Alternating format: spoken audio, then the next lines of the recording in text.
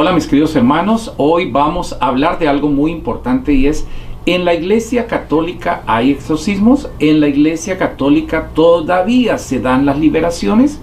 ¿Quiénes pueden hacer las liberaciones, queridos hermanos?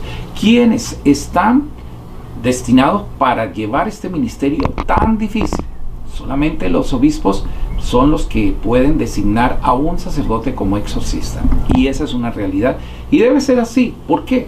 Porque a veces cometemos muchos errores y tenemos nosotros que tener mucho cuidado. Vamos a ver que en las Sagradas Escrituras encontramos muchos casos. Por ejemplo, recordemos la liberación de aquel endemoniado que está en San Marcos capítulo 5, versículos del 1 al 20. Nos dice que cruzaron el lago hasta llegar a la región de los Gerasenos. Tan pronto como desembarcó Jesús, un hombre poseído por un espíritu maligno le salió al encuentro de entre los sepulcros. Este hombre vivía en los sepulcros y ya nadie podía sujetarlo, ni siquiera con cadenas. Muchas veces lo habían atado con cadenas y grilletes, pero él lo destrozaba y nadie tenía fuerza para dominarlo. Cuando vio a Jesús desde lejos, corrió y se postró delante de él y le dice: ¿por qué te entrometes, Jesús, Hijo de Dios Altísimo? Gritó con fuerza: te ruego por Dios que no me atormentes. Y recordemos, mis hermanos, para no hacer tan larga esta historia, pero es una historia que debemos nosotros hablar, discutir y discernir, sobre todo en la iglesia, porque hay muchos espíritus. Desafortunadamente somos tercos, mis hermanos, somos muy duros y nos dejamos llevar de las cosas, como que tenemos una enfermedad que el médico no nos puede decir qué problema tenemos porque los médicos no encuentran un diagnóstico. Nos vamos donde los curanderos, nos vamos donde los brujos, gente que realmente no tiene nada que ver, que le han entregado realmente su alma al demonio y no a Dios. Gente charlatana, gente que verdaderamente no tiene nada que ver, que le interesa no es tu espíritu, sino cómo sacarte el dinero. Y esa es la pura verdad, mis hermanos. Pero recordemos que cuando Jesús le pregunta ¿cómo te llamas?, a este endemoniado que vivía en los sepulcros, él le dice Legión, porque somos muchos, somos legiones, mis hermanos. Imagínense qué peligro lo que estamos viviendo en la sociedad. Tenemos misas satánicas, tenemos gente que se roba las socias de las iglesias, que hace una cantidad de barbaridades que no son justas y tenemos que estar alertas. Pero ¿qué pasó? Pues resulta, hermanos, que Jesús saca con autoridad estos espíritus de este hombre y los envía a los cerdos, que es lo que encontramos nosotros en esta parábola, y este hombre por fin puede quedar libre. Bueno, vamos a ver, hermanos, cuáles son las manifestaciones demoníacas. ¿Cuándo sabemos o podemos entender cuando una persona tiene un demonio o un espíritu? Lo hemos visto en varias partes difíciles cuando llevamos el santísimo. Primero, el demonio odia un rosario, odia un crucifijo, odia, mis hermanos, y le tiene pavor y miedo cuando tenemos una imagen de la Santísima Virgen María, cuando tenemos la señal de la cruz, cuando oramos, el agua bendita lo quema, y cantidad de cosas. Pero ¿cuáles son las manifestaciones para que tú sepas que una persona está poseída o está endemoniada? Primero, movimientos repentinos que no tienen totalmente control, pérdida de control de sus movimientos. Tercero, un conocimiento sobrenatural. Cuarto, lo vemos que está riéndose de una forma burlona, con chillidos, con cuestiones que son psicológicamente y psiquiátricamente que no tienen totalmente una definición concreta, de algo del más allá. Quinto, una fuerza sobrehumana. Estuve en un gran congreso organizado por Televid en Medellín, y una mujer empezó a tener unas manifestaciones fuertes, una gran fuerza. Eran como en ella, si tuviera 10 hombres fuertes.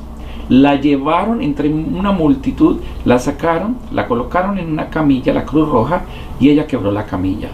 Una mujer tan débil, una mujer tan sencilla, pero se vuelve fuerte cuando el demonio la posee.